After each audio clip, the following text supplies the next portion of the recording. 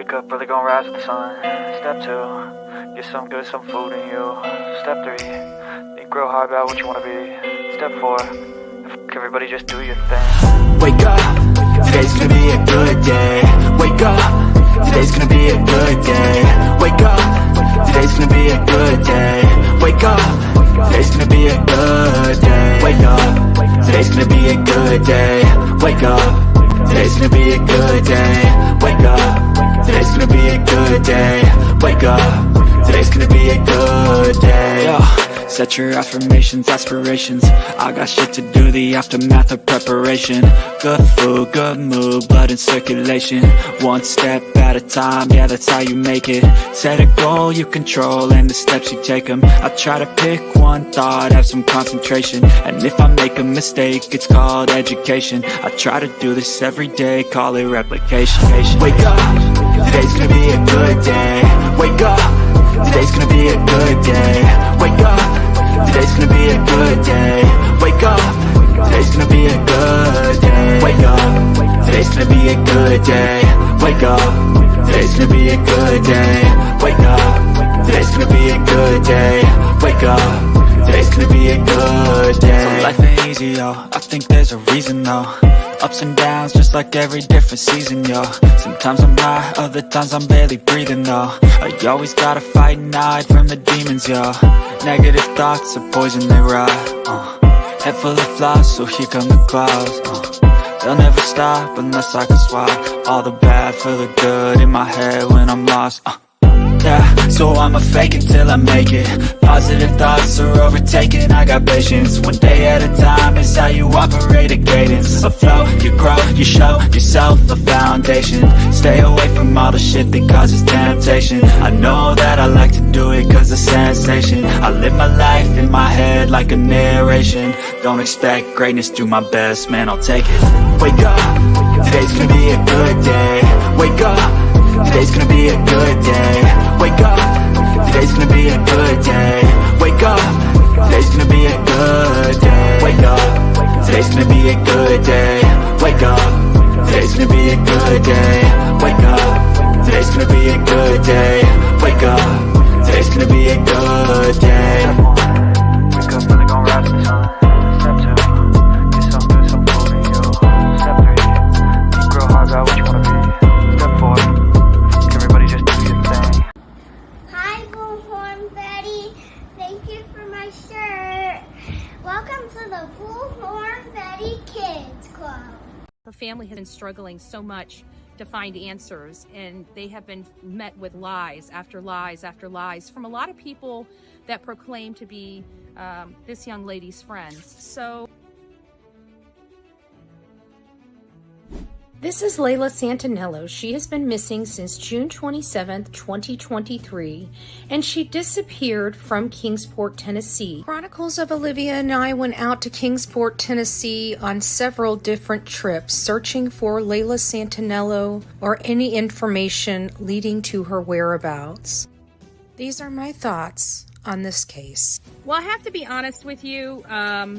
I was hoping by now we would have found Layla. So this has been very hard. You know, we want to bring her home. We want to make sure that her family knows what happened to her, I think is really the most important. Her family has been struggling so much to find answers, and they have been met with lies after lies after lies from a lot of people that proclaim to be this young lady's friends. Just like to speak to them just for a moment and just say, if you know something, say something, because her life does matter. For the family members of these people that know what happened to her, it could have been your daughter. It could have been your granddaughter.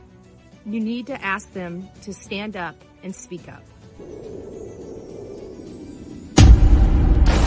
Five-year-old child's missing and he likes to play games. He had 7 alibis and she had none. She's going down. My thing is one person only needs one alibi, the truth. Him explaining himself like, I got 7 alibis. Who needs 7 alibis? We're going to call Don Wells right now because he says that he can't join us in searching for Summers. That shows right there that could possibly be deception. I think Candace has a hand in whatever happened in this home, and I think Don covered it up. If in fact He was at work at the time she disappeared. Making excuses. We're in town. We are the only I'll people get him. actively searching for Summer. I'll get him. He does not want to meet us. He knows we're here. He's finding excuses not to meet us. So, Don, it's Molly Golightly. I know that you guys know that we're in town, and we just want to find your daughter.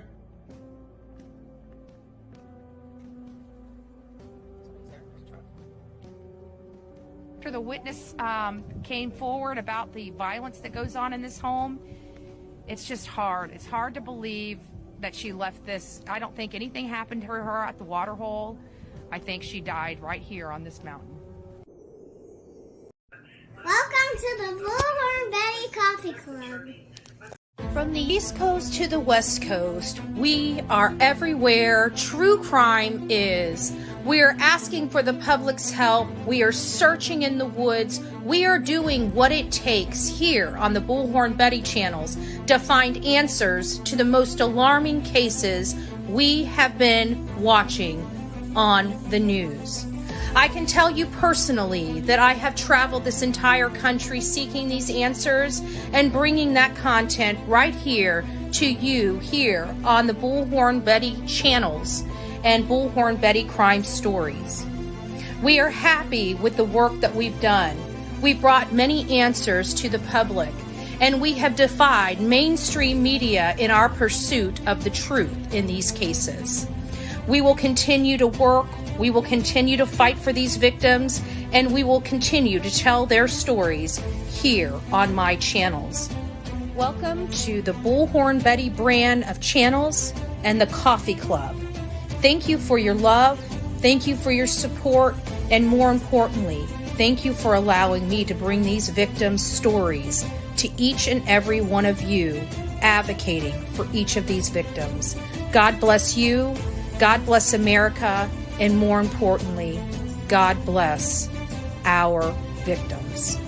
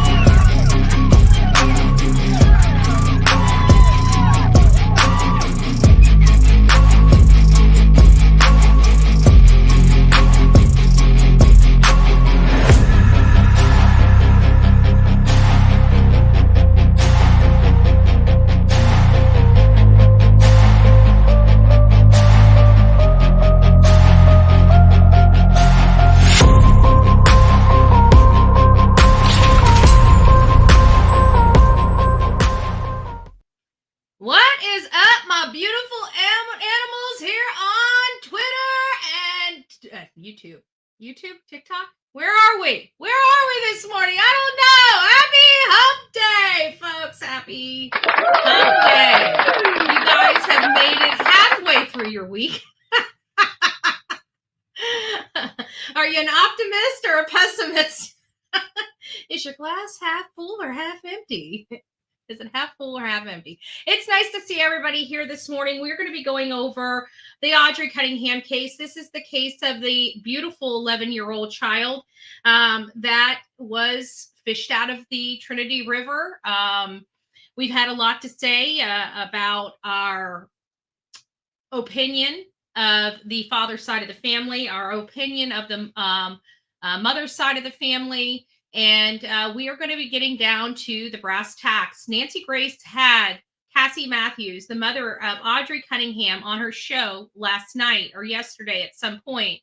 And a lot can be said from that interview. Many of you know that I come out swinging when I take a parent and I think a parent is being unjustly treated. I will come out and I will take some of those blows myself. And one of those is the father. You know, we're going to be talking about the father and the father's case. I think the mother was unfairly treated by the father. I think she's been unfairly treated by the father's side of the family for far too long. And now her daughter is gone, and I'll be damned if they're going to do it anymore.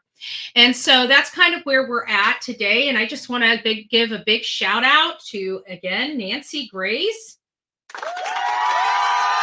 for taking Cassie's story and bringing it to national media.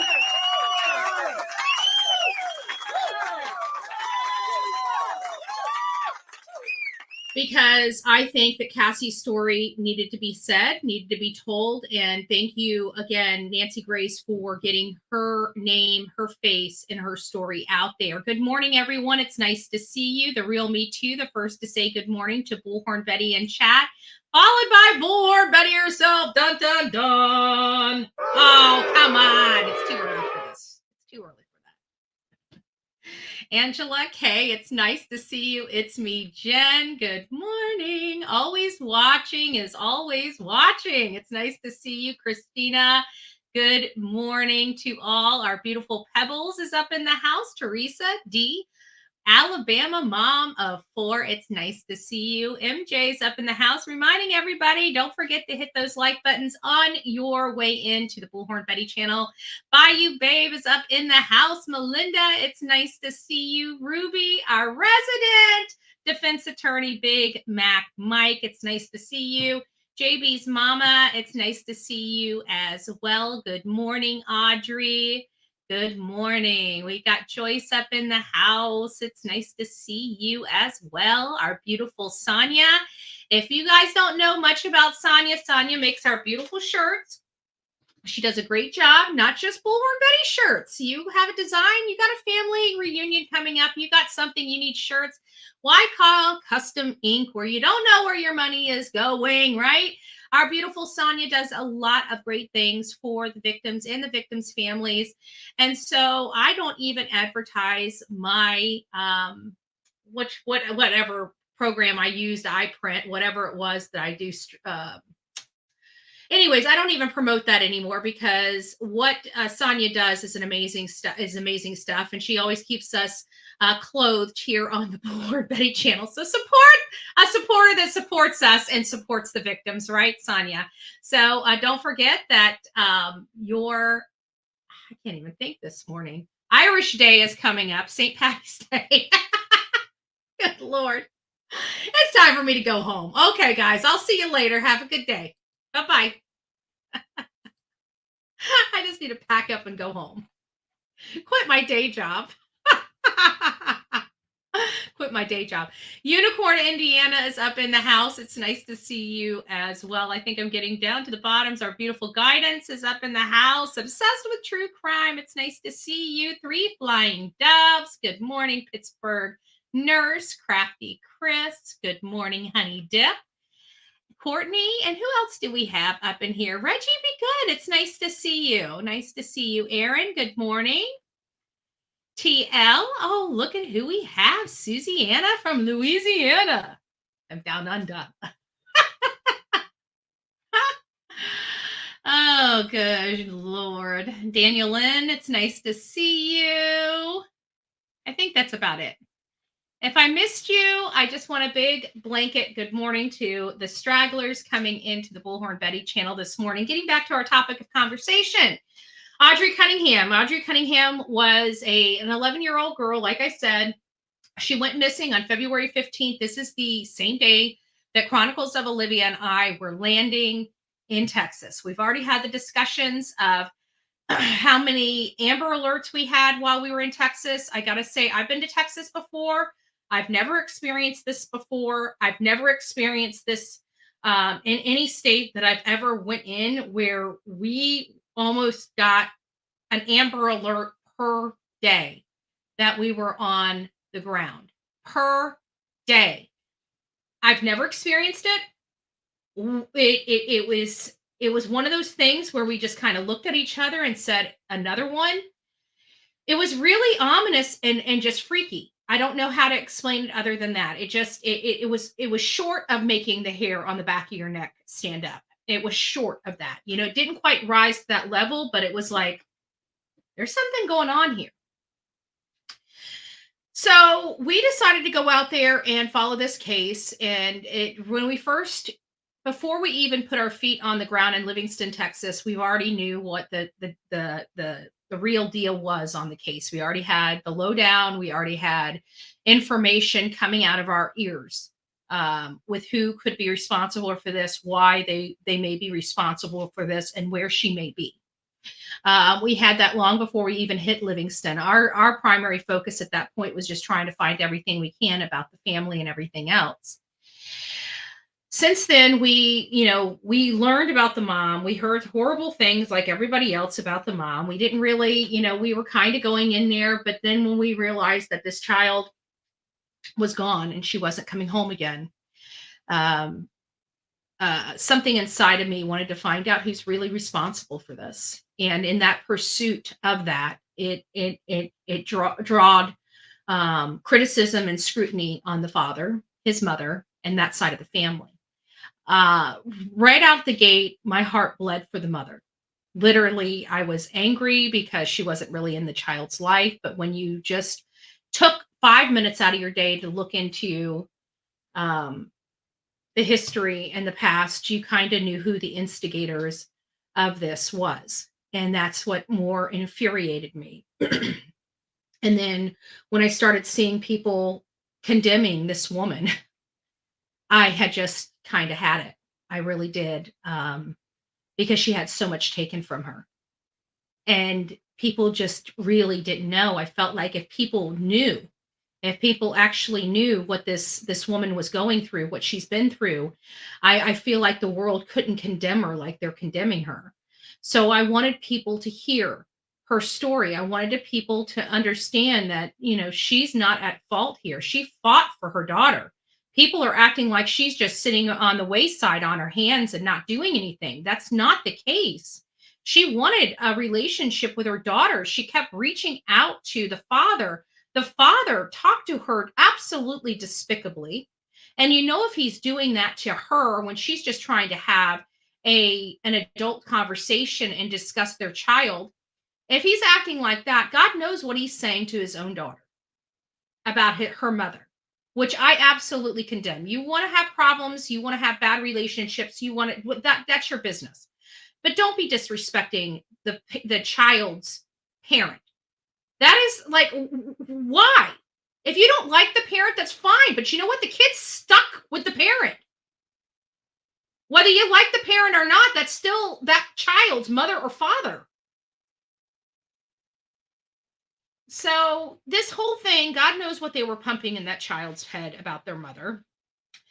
We all don't know the true, the truth. There's her side, there's his side, and somewhere in the middle of his side and her side, there's the truth. That's where it lies. We know that. We know that not 100% of 100% is 100% of 100%, right? But the bottom line is that she had been condemned long enough. And so I thought that if people just heard her story, that, maybe, just maybe some of that criticism can be directed in the right places. And I think the right places is definitely not on her front doorstep. She's lost enough. She's a mom. She's a mom that didn't get to see her child. She's a mom that didn't get to hold her child.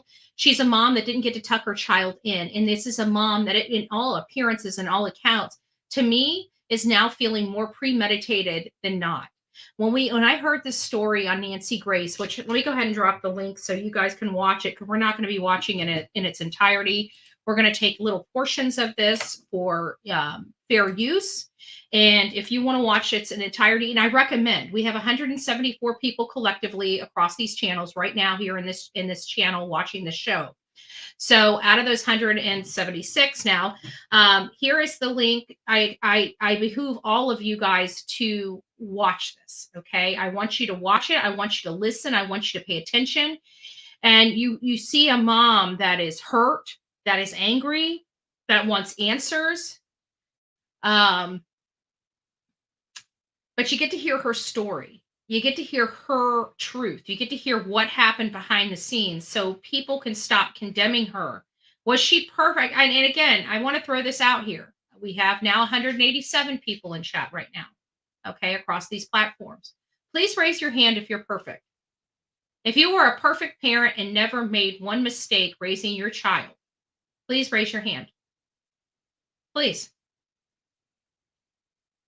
Because it's so easy to sit here in judgment of another person. But if you just took 5 minutes and listened to her story, you would understand it's not as it seems. So I'm going to go ahead and play a small clip here. We're going to listen to a couple other things without it up on the screen. This is one that I want up on the screen. So that's where we're at right now. So give me just 2 shakes. There we go. This is from the Nancy Grace interview with Cassie Matthews. This is Audrii Cunningham's mom. This is the one that everybody says is a horrible drug addict and, was going to injure or put her child in danger. Okay, I just want to make sure that we're very clear that this is the one that was perceived to be the monster prior to the loss of her daughter. Had messaged me strangely out of the blue the night before. I want you to hear. Mom has her call you. And what did she say? This is the important stuff. This is why I think this was premeditated. I want you guys to listen to this and listen to this intensely. This, again, is being used for fair use, commentary, newsworthy, and criticism. I'm not criticizing anything that Nancy Grace does. I love Nancy Grace, but I am going to commentate on it, and it is newsworthy in a newsworthy capacity. So just FYI on that. Say? She tells me that she's missing. She didn't make it home off the bus. Asked me if I had seen her, which she's referring to Lucky's mom, Grandma. Okay, this is Grandma. This is the winter chicken dinner, Grandma all night long, right? That's a crazy question because you haven't allowed me to see her in so long. And after that, I had told her about how Steven had messaged me strangely out of the blue the night before. Strangely out of the blue the night before. Strangely out of the blue the night before. Steven just randomly. Now, again, this is why I'm starting to feel this was premeditated. This goes beyond this just being a snaps decision that we all thought it was once before. I want you to listen very closely to what she's saying. And that I would share the messages with her. And then I asked her where Steven was. And she went from a... Are you referring to the defendant, the murder defendant, Steven McDougal, age 42? Is that who you're referring to? Yes, that's who I'm referring to. When they asked where's Audrii, what did you say? I, of course, told them I haven't seen her. And in my mind, I wanted to snap and tell her. So this is, again, a mom. I want you to look at her. This is a woman that's angry, okay? This is not a woman that does not care about her child. This is not a woman that just wanted to live her own life out there in the Bahamas, retired, carefree. This is a woman that was fighting to have a relationship with her daughter. Fighting for a really long time, by the way, okay? Of course, I haven't seen her. You and your son haven't let me see my daughter in how long now? But I didn't because I instantly wanted to know where my daughter was. That was the thing that took over. And you're about to hear something that's going to be jaw-dropping. You also asked the grandma, where is Steven? And we know that to be Steven McDougal. I had told her about him messaging me. I had told her about him messaging me out of the blue the night before. And I just want to let you know, this is the man. This is the man right here that Daddy and Mommy Dearest, not Cassie, I'm talking about Grandma, thought was a great role model to babysit this young girl, this impressionable, young, 11-year-old girl. I just want everybody to see that. Now, you don't have to really have any clue of whether this guy is on an RSO website. I mean, I don't like judging people. Yes, I do. I judge people all the time. And you know what? At the end of the day, people judge me too, don't they? Now, don't they? But tell me, who in the hell would allow their young child, their young female child, to be in this man's care alone in today's society? Like, I don't trust a damn person. I don't trust a damn person. let alone the likes of somebody like this taking care of a young child. There's a reason why he's living in a trailer. There's a reason why he just got out of prison. Obviously, the family knew he had just gotten out of prison. And you're going to leave a child in his care after being freshly out of prison. Great job. What a well thought out decision that was. And told her that he had said to me that he was going to take her to school that morning. And I asked her where he was and had she seen him. And she went from hysterical to stuttering. So grandma went to from wanting to be accusatory of mom to mom saying, wait a minute, this dude just reached out to me out of the blue. Has anybody talked to him? And grandma's like, Now that they can't point the finger at mom and they've got to actually look at somebody in their own home, it's and people say I shouldn't be mean to grandma or dad. Okay, yeah, that ain't happening, Cupcake. I gotta go. Yeah, great guy, man. Winner, chicken dinner. Let's let all the children, all the female children under the age of 12 hang out with a dude like this. But hey, let's not be disrespectful to the family for making a stupid freaking decision that lost a child its life. Let's just sweep it under the rug and act like it doesn't exist because somebody's feelings might get hurt. Let's do that. That's a better option instead. Great guy. What a winner. Must be the babysitter of the year. What kind of education was he teaching this young girl? Oh, I forgot. We're never going to be able to find out because they fished her out of the Trinity River because of the hands of this man. Let's not be mad. Let's not be mean to daddy and grandma that allowed this man into her life. You told me earlier she went from calm to hysterical. No. She went from hysterical to stuttering, and she had to go. Oh, as soon as she realized that Steven McDougal had been with Audrii, she had to go and hung up the phone. Interesting. Let's see. I guess I shouldn't be mad at grandma now, huh? Maintaining that it was this mother. Even after she even herself started second guessing herself, because that's the only reaction you'd get with and still wanted to have this man's back. Okay, lady, I gotcha.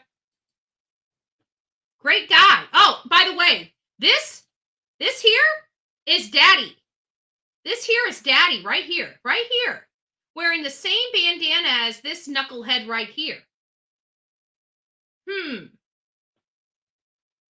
Seems a little chummy. Seems like they ran in the same group. Seems like they knew each other. Just saying. Mild observation. It was her stuttering the word, she didn't have anything else to say other than, I gotta go. Now in the 911 call, you can clearly hear him in the background. Guys, we are speaking with Cassie. Now let me get over here. We're getting picked up by the sheriff's office and you know. No, she looked me in my face, asked me to sit down, and then she said, this is not news that I want to be giving you right now. And I started bawling. And she was like, yeah, you know, baby, you know. And she was right. Everybody knew. Everybody knew. I would recommend anybody and everybody to please get over to the Nancy Grace and watch the full episode of that. It was hard to watch. but it was necessary. And I hope everybody understands that this woman is a victim as well. Okay. She didn't hurt or harm her daughter. She wanted a life with her daughter. All she wanted, she didn't even want custody. She just wanted the man to let her see her daughter. To let her see her daughter. That's it. She wasn't trying to fight him for custody. She just wanted visitation. She wanted the court-ordered visitation that he was not upholding to. That's it. He does look like a little punk. You know, and I stood, yeah, I did the right thing at the time when it was necessary. We put videos out. We showed the love of the father.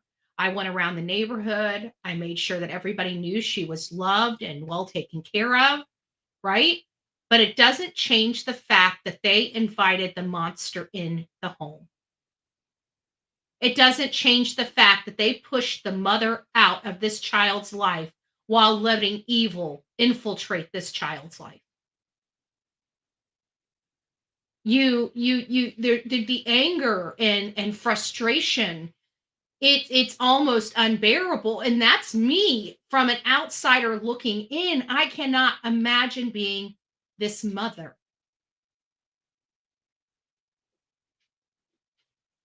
Did Daddy want this to happen to his daughter? No. Do I believe Daddy loved his daughter? Yes, I do. Do I believe Grandma loved her daughter? Yes, I do.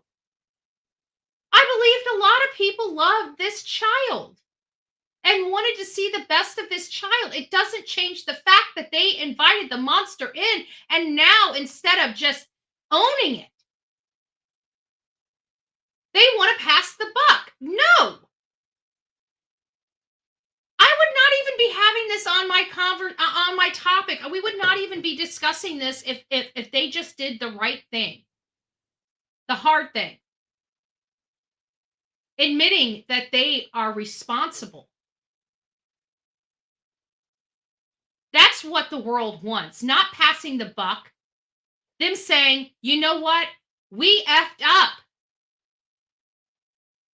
And we have to live with it for the rest of our lives. We didn't realize we were putting our precious baby in harm's way. We are sorry for everything we put Cassie through. They can't do that. They won't do that. So until they do, if people are offended with the commentary coming from the Bullhorn Betty channel or channels, there is a delete button, there's an unsubscribe button, and there's always a power off button. But when we have a whole entire family acting like they're not responsible and poor me, poor me, poor me, that's when Bullhorn Betty says, no, that's not going to happen. There's a lot of people saying, no, we're not going to let this happen. We're not going to let this happen. We're going to come out here and we're going to let the truth be known, whether they like it or not. Oh, mean social media. Man, we should shut our mouths, shouldn't we? Look over there because there's nothing to see over here. Unfortunately, this child is gone. And when you strip the layers of onions back, you see exactly what is going on. You see exactly what's going on. There's just one other spot in here that I wanted to, let's see if it's this one. A director, Cold Case Foundation, former homicide detective, over 300 homicides try. And I know these are just words that don't mean. Miss Cassie is just so full of joy and life. I'm looking at a picture of her now with a little white t-shirt on with the blue sundress over it. And now she's got on a little black t-shirt and looks like a little pocketbook strapped shoulder over Beautiful her little girl. shoulder. Crazy things from that family. So when she said no, she's missing. So, Cassie, you said that the paternal grandmother, Tabitha, went knocking at your fiance's mom's door. So I also want to say this. That is correct. Tabitha went over knocking on her fiance boyfriend's mom's door. And the child, Audrii Cunningham, was not there. So the mother of her fiance decides to call her and say, hey, your child's missing. And the mother of her boyfriend, Cassie's boyfriend, fiance, had to force the grandmother, Tabitha, to speak to her. She has a missing grandchild, so much so that she decided to go over to this woman's house. And then when she goes over to this house, she has to be forced to speak with the person she was supposedly going over to that house for. There is something here where I feel like grandma knew in the back of her head when her granddaughter went missing who was responsible. Another key reason why I feel like there was more going on with grandma and this Steven McDougal than meets the eye. And there's a lot of people not asking the questions. And I'm sure grandma's not going to answer the questions even is or deny it. Or deny it. Grandma was with, let me see if I can find this. I want you guys to see this photo. Hold on a second.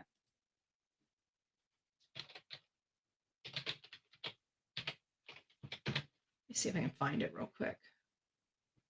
But once you see it, you'll understand what I'm talking about. Like, grandma just looked a little too close to this man in this photo for me to say, yeah, maybe there's nothing. Here it is, right here. This one right here.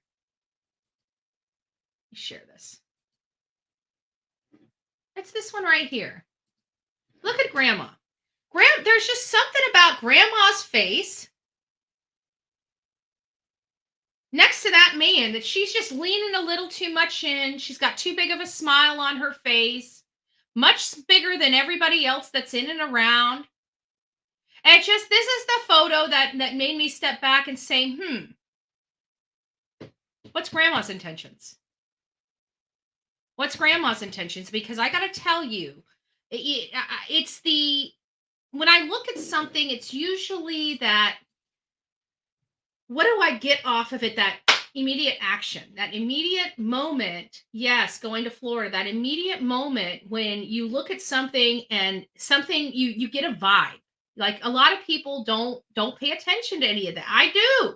I don't know why. It's not something I work on or anything like that. It's just something that when I see something and I'm talking to somebody, I'm like, this just doesn't look right, and they're like, I was thinking the same thing too. And you're talking to this person, like, I'm thinking the same thing too. Now you're not alone. But it was this photo and this photo alone that made me feel like there was something more going on with grandma and Steven McDougal. And so that was long before I knew the details of this lady going to her fiance's mom's home.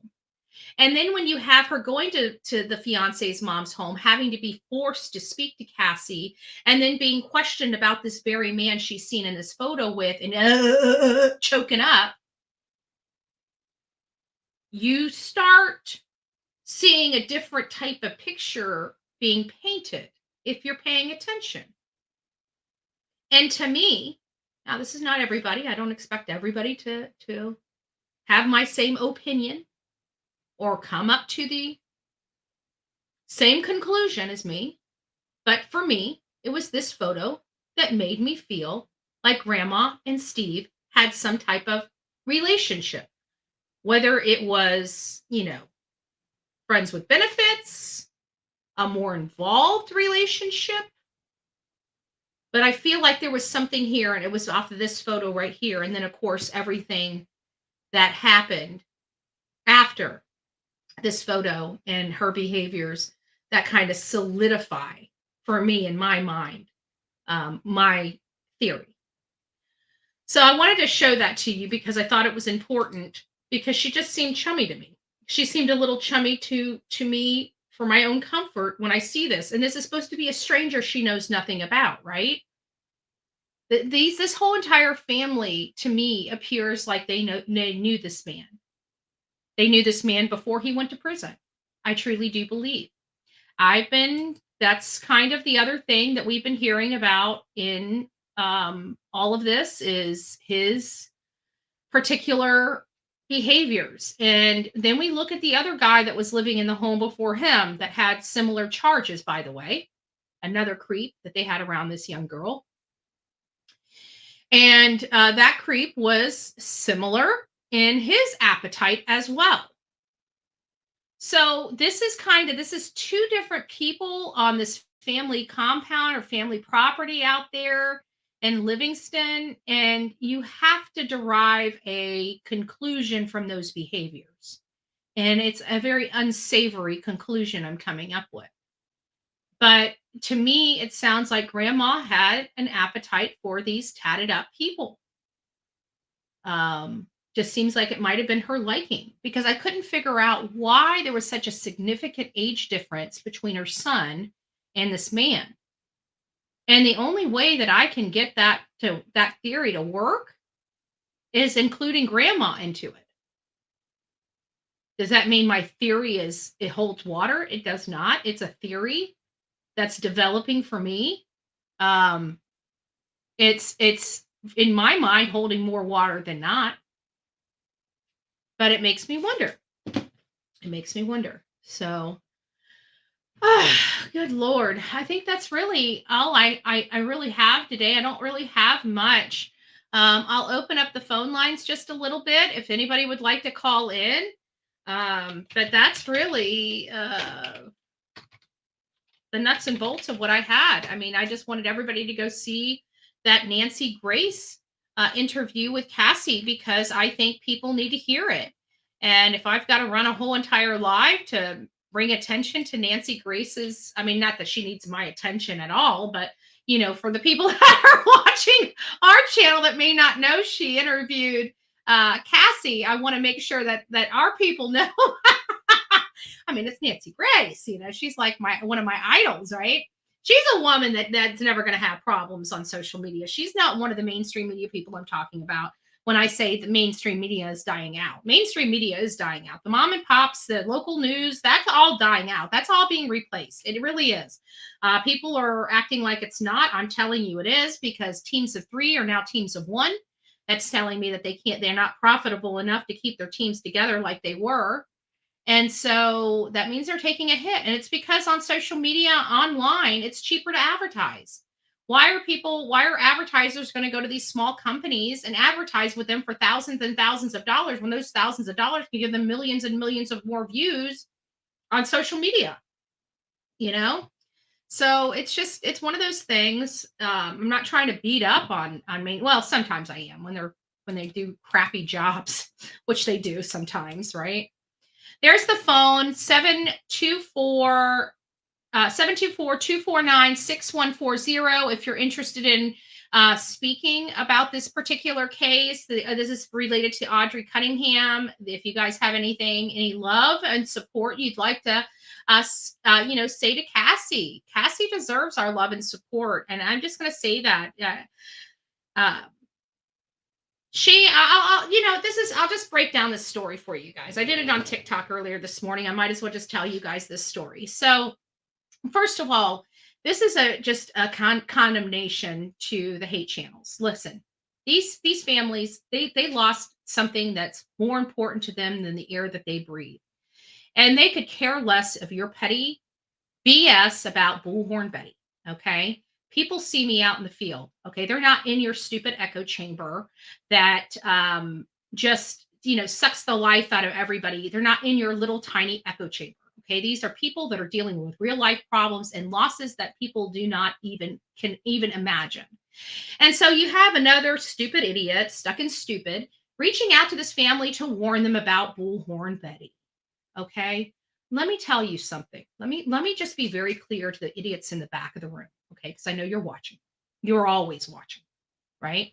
You hate me so much you watch me nonstop every day. I guarantee if I had a live on every single minute of every single hour of every single day, you would be present. That's how twisted and sick some of these people are. Reaching out to, yet and again, another mother of a lost child to warn them about Bullhorn Betty. They don't give a shit. They don't give a shit. I will tell you that. And I can also tell you when push comes to shove and they need somebody that's going to rise up, they ain't calling those stupid hate channels. They're reaching out to Bullhorn Betty. Okay? Why? Because they need somebody with a little bit of balls. Okay? Not somebody that hides behind an emoji and bitches all day. So this lady tells me that people reached out to her and said that I have a habit of twisting people's words. No, as a matter of fact, I kind of tell it like it is. People just have a problem with it. But what I can tell you is that I also care a lot. I'm understanding and I'm helpful. I didn't realize that she had wrote me and told me these things until I was already back in Florida. She had reached out to me. I reached out to her initially just to let her, I wasn't trying to get an interview or anything like that. I just let her know that, we had just arrived in Texas. We heard about her daughter's case and we would be on the ground advocating for her daughter and getting her daughter in front of as many people as we can. The last case, we were able to get their daughter in front of millions. And we anticipate and hopefully we can do the same. So I checked it a couple times, didn't hear from her. And it doesn't really affect my reasoning for being there. I just wanted them to know because I think it's only fair because I know there's idiots out there that's going to reach out to them. So I let them know. And so that opened the line of the communication. And of course, by the end of that, she's writing saying, that she heard this and heard that. And I didn't get them. So I didn't even respond to her because I didn't even know she was writing me. And when I got back here, that's when I wrote back and told her everything. And, she can do what she wants, but I care. And quite frankly, my heart bleeds for her the most. And that's what I told her. I also told her that I will make sure, that I will continue to fight for her. And at least she has the full support of my channels. And I left it at that. And that was just in the conversation. Well, since then I had an opportunity to go up and give her a hug. And I got to tell you, when I hugged her and I just started bawling. Like it just tears running down our faces. My heart is broken for her. I just, I feel absolutely bad because it's one of those things when you know the information, you can't undo the information you've learned. And I learned that she was railroaded by this family. And then she lost her daughter when she's trying to fight to have a relationship with her daughter. Like that is heartbreaking. That is like, I can't express the agony that that comes over me for her. And so I just want the world to know she's not a monster. She loved her child. And the people that put her child in danger are the ones that were pointing the finger at her, saying she was going to put her child in danger. And then when you look at it, they didn't just put their daughter in danger once, but multiple times. All the while pointing the finger at her own mother, saying she's too dangerous for her daughter. It makes me, it angers me. It enrages me. It makes me want to fight hard for Cassie Matthews. She deserves to have the Bullhorn Betty channel behind her. She deserves that. And obviously she deserves enough to have even Nancy Grace behind her. So I'm very thankful for that. I'm very thankful to Nancy for picking up her case. I am so thankful for Nancy for giving this woman a platform so that the world can hear her story. That is what I'm very thankful for. God bless Nancy Grace for that. And not only that, Nancy is I love to see somebody at her caliber being able to show emotion on her channel and not just be another talking head that just talks about the case.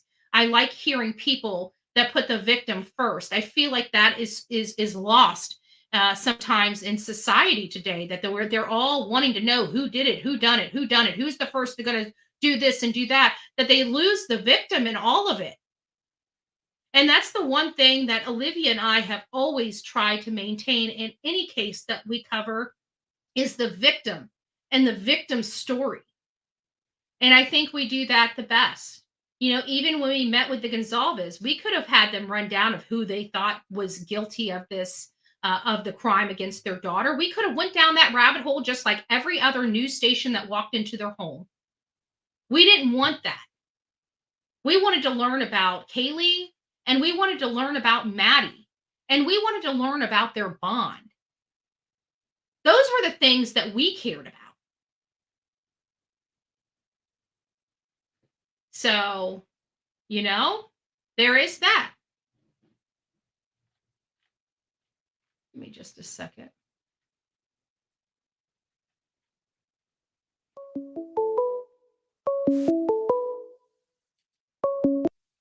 Good morning, Love Bug. How you doing this morning?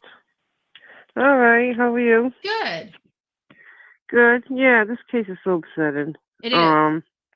And my heart breaks for the mother. The family just being so disrespectful to her, and not only that, they're disrespecting the little girl, Audrii. I mean, Audrii wanted to be in her mom's life. Mm-hmm.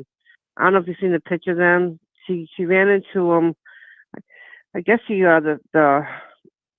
Cassie's future mother-in-law lives next door to them, lives nearby them, and she ran into Audrii, and Audrii ran up to her. There's a picture of them two together, which was in May. And then Cassie was like, "Oh, I would have loved to spend more time," and she tried to, explain a little bit to her that, she loves her and she thinks of her, and she didn't want to bash the father. She just said, "Oh, your dad works a lot, I'm going to try and get in touch with him and so I can see you." And then she was afraid to spend any more time with him and get caught because of what would happen. So Cassie was petrified of these people, and it's not fair. I mean, there's so many parents that want to be in their kids' lives, and for whatever reason, the other parent doesn't want, and the kid's the one that ends up hurting over it, and it's just wrong. This family, I don't know. I could be being cruel and whatever, but I don't feel bad for the father. I don't feel bad for the grandmother. I really don't. Well, I absolutely feel bad for everybody involved, but I can't take away the fact that in all it sounds brutal to say it, but they did it to themselves, and they played with fire and they got burnt, and they were just so despicable to this young girl's mother, all the while putting this child in danger. It's enough to just, it angers me. Yeah, it does. It angers me too.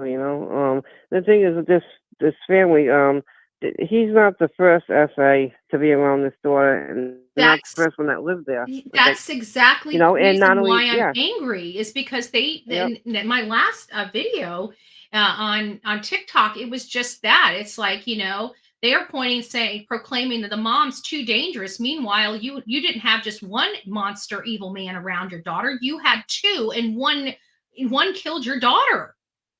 Exactly. And not only are they friends with the ones that they live there, they're friends. If you look, you go in and you see they're friends with the parents too, the mother. And I don't see the fathers, but the grandmother's friends with the murderer's mother and the other guy that lived there. So they knew what was going on. Yeah, they knew it was that. Their Facebook friends, and the mother. Steve's mother even put in there that because when he got out, she didn't know. I guess he had got out of jail this last time. She goes, "Oh, you're out. Get in touch with me." And so they seen that. They knew. They knew. And he was my question is why? Why did they allow it? There's a reason why. It comes to grandma. I think this was grandma's boyfriend or pet or whatever. I mean, just the age, the pieces just fit together with Steven having a relationship more with the mother than with the father. The grandmother versus the father. When you put the pieces together, they don't really work any other way. I mean, they could, but it's a stretch. It seems like the grandmother is the piece. Yep. And I got a feeling, maybe they didn't want her involved in it, like, especially as she got older, because they were afraid that, maybe, Audrey would want to be with the mom and not them anymore. Who knows? I don't know. I mean, she looked like, she was taken care of, and, she was loved. I'm not going to say she wasn't, but, you don't put people like that, career criminals, violent, put aside the essay. Just say there was none of that. You're talking about a violent man. That is 2 months before this happened. Yes. Yes. Because Yep. even if So, even if you restrict all that essay stuff away from his background is still so bad, it's not something that you would have a young, impressionable young girl around. exactly. And I just hope and pray that, I mean, they even have the decency to talk to her when this happened. That's just so immature and so disrespectful, not just to Cassie, This but to shows their you granddaughter. who they are as people. That's that. And I hope the heck that they allow her to go to the. I mean, there's a public viewing, but the funeral's private. So I'm wondering if that's to push her out of it.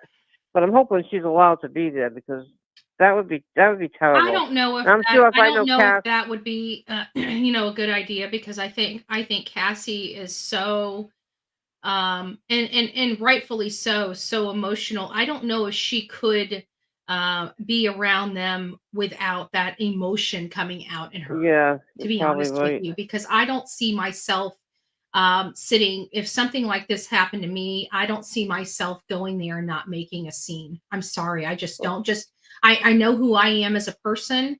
If anything happened to my grandchildren, I would rip heaven and earth apart to find out who did it. Yep. And so if it came down to like her mother, my stepdaughter, having something to do with it, are you kidding me? Me standing next to my stepdaughter, it ain't happening. No. Well, then she should be allowed some private time, like, an hour by herself with her I side of the agree. family. I agree. 'Cause somebody They should sponsored at least that do that that. funeral to begin with. Somebody that the family didn't come up with the money. There was from my understanding, a Good Samaritan that covered the entire cost. I think it was a creator of Yes. some sort that covered the entire cost of the funeral for them. So they're not paying for it. I think the mom should. You're right. I think that they should find a way to give this mother some time with her daughter. I mean, Yes. Yeah, she never, she needs that golly, closure. she never had. She needs the closure. Yeah, Go ahead. Sorry. but it's just I don't know. I really don't because it's I don't know how her mother could. It just that being the last time the first and the last time you see your daughter is in that state. I would just I don't know. I think my anger, my rage, I think that it would just come out in me. Yeah. Well, she was in her daughter's life for the first few years. And then she seen her last May. She was in the neighborhood, I guess, That's because of fair the enough, fiance's mother. right? And there's a picture of them together. And the little girl noticed her and ran over to her. And the little girl was so happy to see her, and Cassie was petrified. She didn't want to spend too much time with her because She's she tried to scared. explain a few little things, but she was scared the repercussions that were going to come after. That is just Not her, the horrible. daughter, Just 'cause think about that. That's awful. It's an awful way to live. yeah, You can't even touch your own child. Like, yeah. you Can want you to talk about imagine, cruel and unusual punishment. That's cruel and unusual punishment right there. yeah, and they punished the little girl for, having anything, if there was anything involved, anything like that, the little girl would get punished. And they scared her with the woods, going into the woods tactic, that's terrible. Yeah, but let's You not be know, mean to Daddy Dearest. Let's be no. nice to him Well, you and know let's what? sweep all this under the rug. It's funny, I didn't see them come out in the public, and I didn't see them come out and plea. They shut all down their social media, but Cassie is still up. And Cassie was, get one thing straight so people know, Cassie didn't lose her right to that daughter. She thought she was doing right by, the little girl having a better life, not realizing that they were going to alienate her from, the daughter from her. It's just wrong. I mean, there's so many parents. I mean, I know of a guy right now that wants to be in his kid's life. And he's a wonderful father, and the kids love him, and he's battling because she's just with another guy and Mhm. doesn't want to allow it, and it's Well, my wrong. mechanic just went through all of this in Michigan. You want to talk about a state that does not, that wants to keep children with the mother at all cost, whether it's good for their health or not? Go to Michigan. Go to Yep. Michigan, because it took heaven and earth for him to get his children out of the custody. And not only that, but her husband, the mother's husband, caught at a daycare, jerking off in a car. Oh, And nice. that was still not enough to get those girls taken away from that home and brought here to Florida. Finally, after 3 solid years of fighting, they reached out to me. Like, I was ready to go out to Michigan and protest. Yeah. And they finally got custody of their 2 girls. Finally.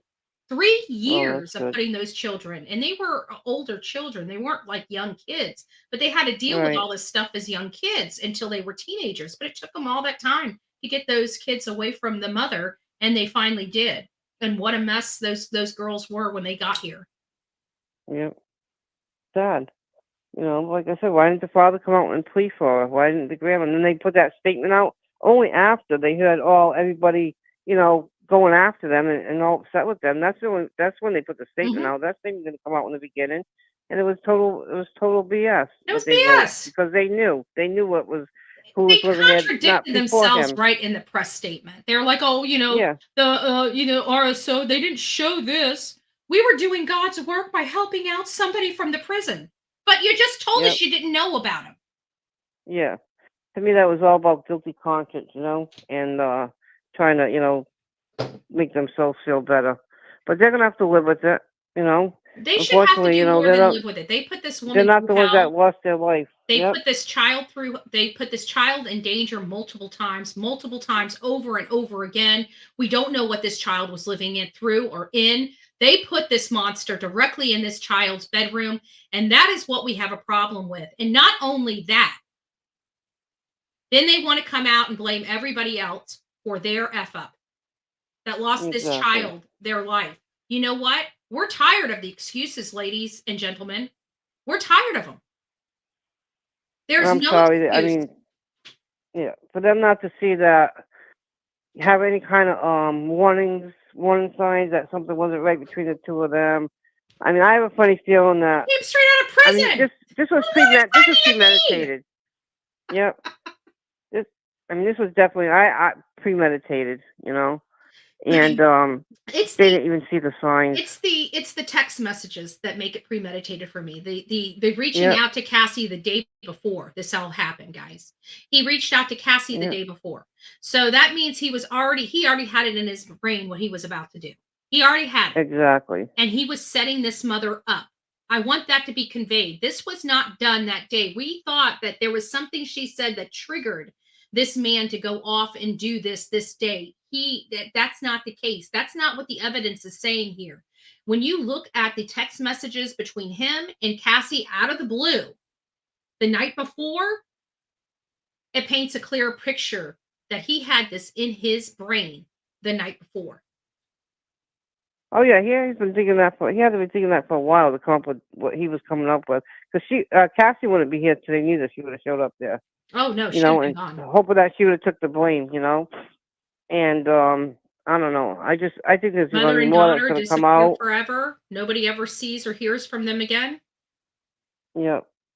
And like we had mentioned that supposedly Audrey was reaching out to teachers, because she had no one else to confide in. Maybe they're afraid she was going to confide in in the mother, because who knows if she was expressing she wanted to see the mother or not. She was happy to see her this past May, last year, and it was only a little brief thing. And I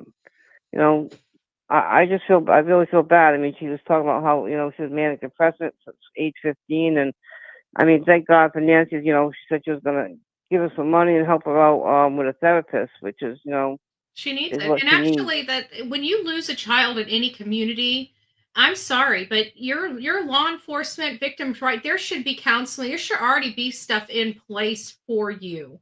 And Yeah, it there shouldn't should be be. something that thank God Nancy took over, took her case on and is able to help Yeah, her in that way. But how about all the other parents that don't have the platform?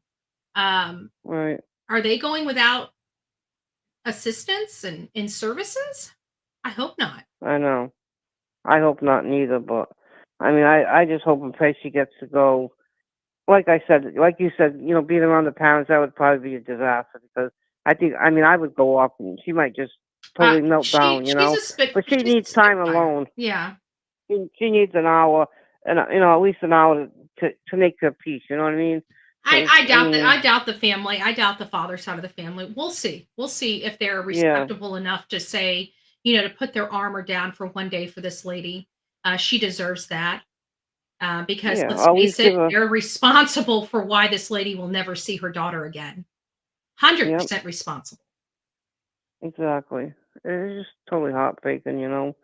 And I just really do. I do feel bad for the mother. And from what I'm hearing is the father really put the, you know, the daughter upbringing on a lot of people. There was a godmother that always had her, and she got shifted around to people, you know, that were convenient to him to, you know, take care of her.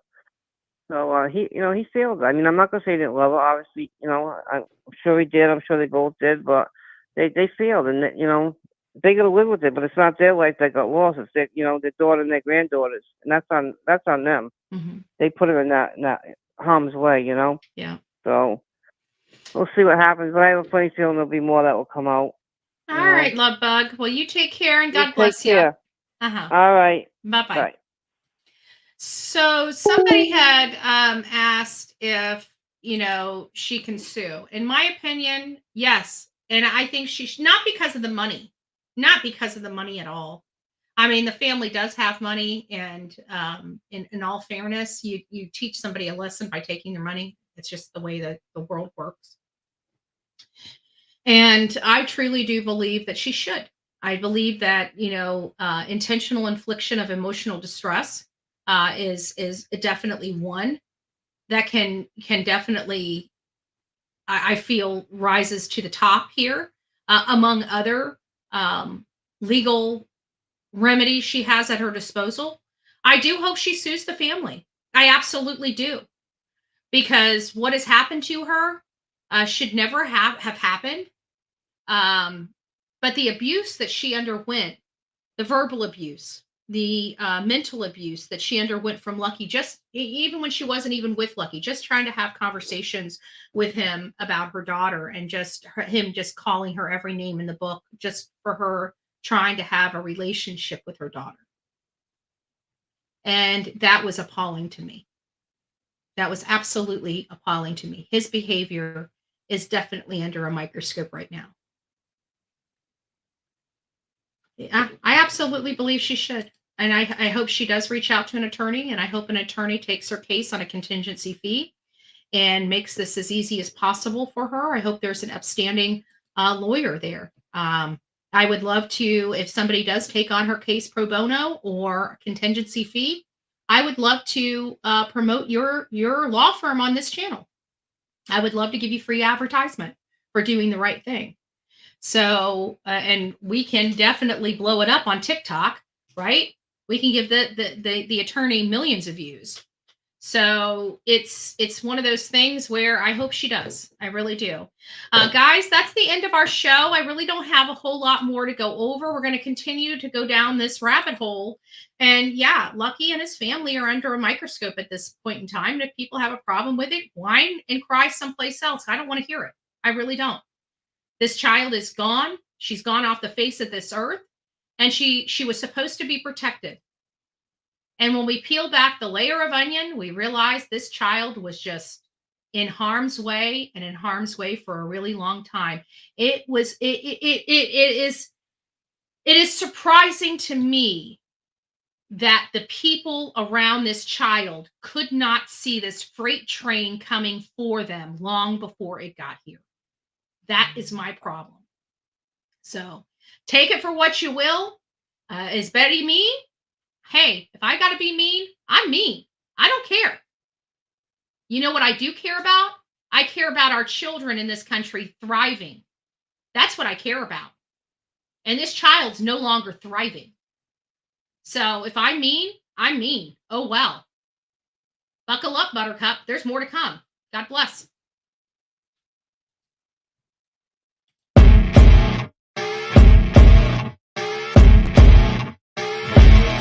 As you wake up in the morning, you want to find the latest, greatest information about criminal cases and have an intuitive conversation about the suspects associated with these cases.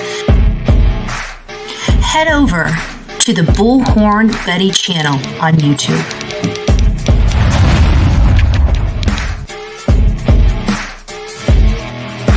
Get breaking news right here on the Bullhorn Betty channel. Welcome to the Bullhorn Betty Coffee Club.